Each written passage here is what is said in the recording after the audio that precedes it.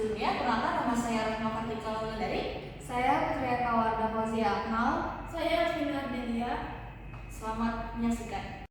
Baik, di sini saya akan menjelaskan mengenai pengertian plus code dan fungsi. Di antaranya yaitu plus code adalah deskripsi langkah-langkah logis dari suatu algoritma yang ditulis dengan bahasa pemrograman yang tidak terikat aturan suntai. Bahasa pemrograman tujuannya yaitu untuk mempermudah pemahaman dan perancangan algoritma sebelum diimplementasikan ke dalam kode.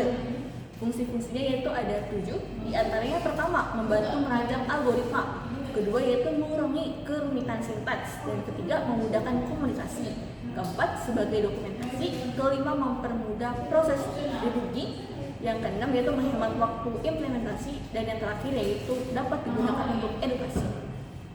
Baik, di sini saya akan menjelaskan tentang ciri-ciri psikode. Yang pertama, menggunakan bahasa natural atau semi formal. Yang kedua, tidak terikat sintaks, bahasa pemrograman. Yang ketiga, berstruktur. Yang keempat, mudah dipahami. Yang kelima, fokus pada logika, bukan implementasi teknis. Yang keenam, fleksibel. Yang ketujuh, membatasi detail teknis.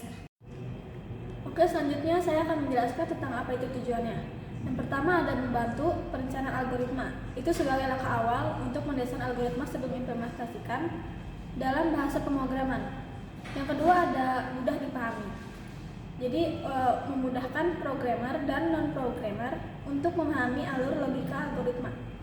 Yang ketiga ada menghindari kerumitan sintaks, yaitu fokus pada solusi logis tanpa terikat sintaks tertentu.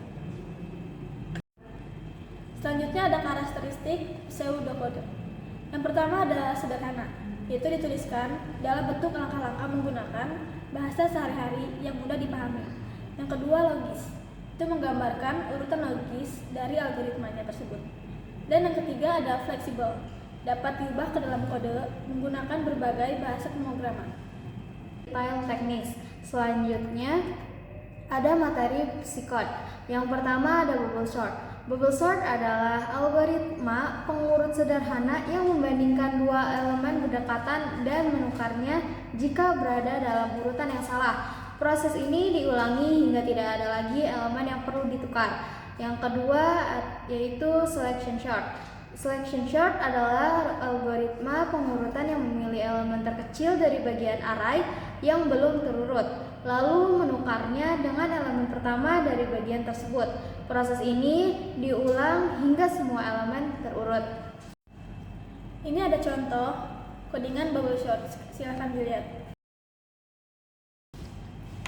Oke, lanjut yang selanjutnya ada penjelasannya. Penjelasan kode bubble sort. Yang pertama itu fungsi bubble underscore buka kurung AR tutup kurung mengurutkan array ARR menggunakan algoritma bubble sort. Itu ada dua loop digunakan untuk membandingkan elemen berurut-urut. Terus selanjutnya ada jika elemen yang lebih besar ditemukan, elemen tersebut ditukar dengan elemen berikutnya. Lalu yang terakhir ada proses ini berulang hingga array terurut. Yang kedua ada langkah-langkahnya. Yang pertama n sama dengan len buka kurung r tutup kurung, itu menyimpan panjang array.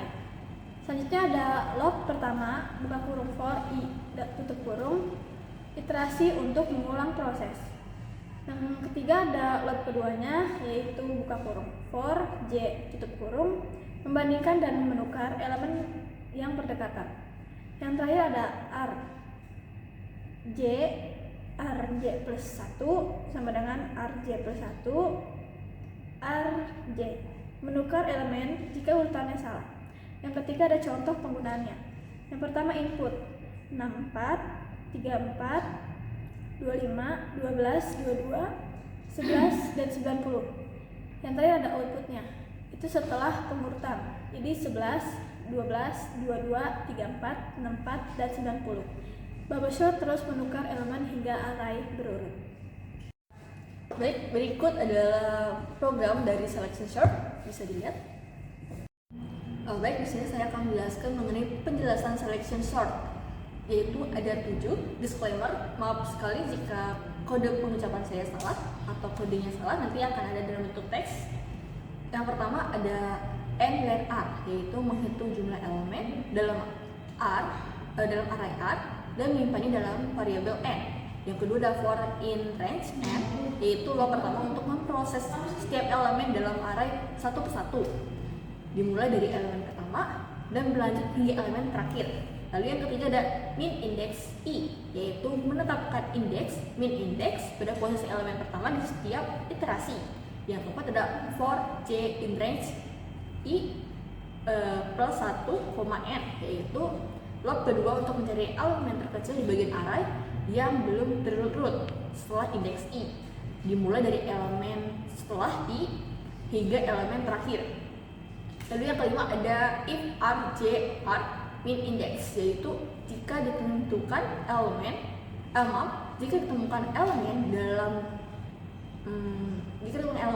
yang lebih kecil dari elemen saat ini berada di min index, maka diperbarui min index dengan indeks elemen tersebut. Lalu yang keenam ada ri, r min index sama dengan r min index ri, yaitu setelah menemukan elemen terkecil di bagian array yang belum terurut, tukar elemen tersebut dengan elemen di posisi i untuk menetapkannya di posisi yang benar. Yang terakhir ada return r, yaitu mengembalikan array yang sudah berurut. Baik, selanjutnya yaitu mengenai kesimpulan. Kesimpulan dari bubble sort dan selection sort adalah dua algoritma pengurutan yang sering digunakan, tetapi keduanya memiliki pendekatan yang berbeda dalam mengurutkan data. Di antaranya yaitu ada bubble sort. Dalam prinsip membandingkan elemen berurut-urut dan menukarnya jika urutannya salah. Proses ini berulang hingga seluruh array terurut. Lalu ada kelebihannya, sederhana dan mudah dipahami. Kekurangannya yaitu kompleksitas waktu, yaitu sehingga tidak efisien untuk data besar. Yang kedua ada selection sort. Untuk prinsipnya yaitu mencari elemen terkecil atau terbesar di bagian array yang belum terurut, lalu menukarnya dengan elemen pertama dari bagian yang belum terurut. Proses ini diulang hingga seluruh array terurut. Kelebihannya yaitu lebih efisien dibandingkan bubble sort dalam hal jumlah penukaran. Kekurangannya yaitu juga memiliki kompleksitas waktu sehingga kurang efisien untuk data besar. Terima kasih.